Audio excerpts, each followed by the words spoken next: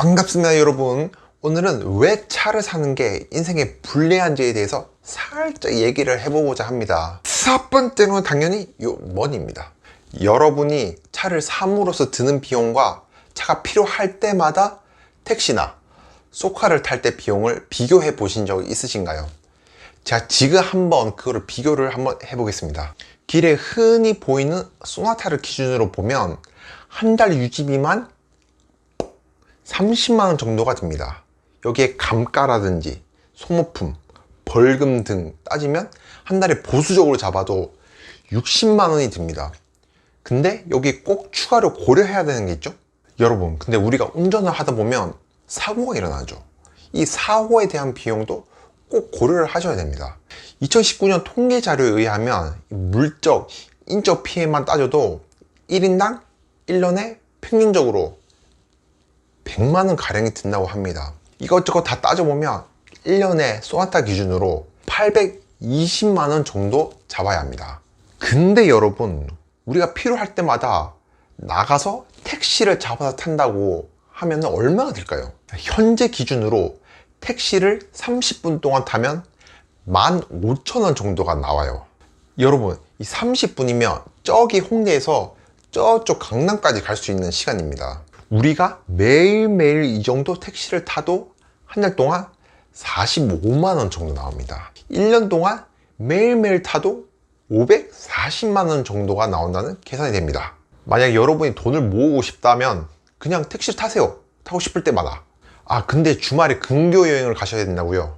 그러면 쏘카나 그린카 같은 카시어링 서비스를 이용하세요. 반나절 동안 빌려도 5만원이 채 안 나옵니다.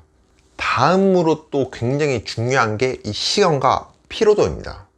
여러분, 차가 있으면 보통 시간을 아낄 수 있다고 생각할 수가 있는데 자가용으로서 시간을 아낄 수 있는 사람은 의외로 적습니다. 여러분이 이 차량을 소유함으로써 드는 시간이 생각보다 많습니다. 자, 따져보면은 차량 구매하는 데 드는 시간, 주차장 찾고 주차하는 시간, 차 목욕시켜주는 시간, 차량 정비 시간, 또 우리가 택시를 타면은 그 시간 동안 우리가 하고 싶은 걸 할 수가 있어요. 저 같은 경우에는 명상을 한다든지 아니면은 좀 곰곰이 뭔가를 좀 생각한다든지 그런 게 있습니다. 그리고 또 운전을 해 보시면 아시겠지만 이 운전이란 게 진짜 피로도가 진짜 어마어마합니다. 운전하실 때 매 초마다 이 사고를 안 일으키기 위해서 우리는 신경을 곤두세우죠. 또 내 차에 타는 사람이 만약에 먹다가 흘리진 않을까, 또 주차를 해놨는데 누가 내 차를 끌지는 않을까 등등해서 이 신경이 엄청나게 쓰입니다. 여러분, 이러한 시간과 피로도를 따져보면 역시나 택시를 타는 게 낫습니다. 특히나 여러분의 시급이 높으면 높을수록 더더욱이요. 사실 저는 원래 택시 타는 거를 진짜 금기시하는 사람이었어요. 아예 선택지에 없었습니다. 어릴 때부터 택시 타는 거는 완전히 돈 낭비라고 워낙 이 세뇌 교육을 받아가지고, 근데 나이가 들면서 당연하다고 여겼던 것에 대해서 곰곰이 생각 한번 해보니까 당연하다고 생각했던 것 중에 당연하지 않은 것들이 정말 많더라고요. 그 중 하나가 지금까지 말씀드렸던 이 차량 소유와 택시에 대한 것이었습니다.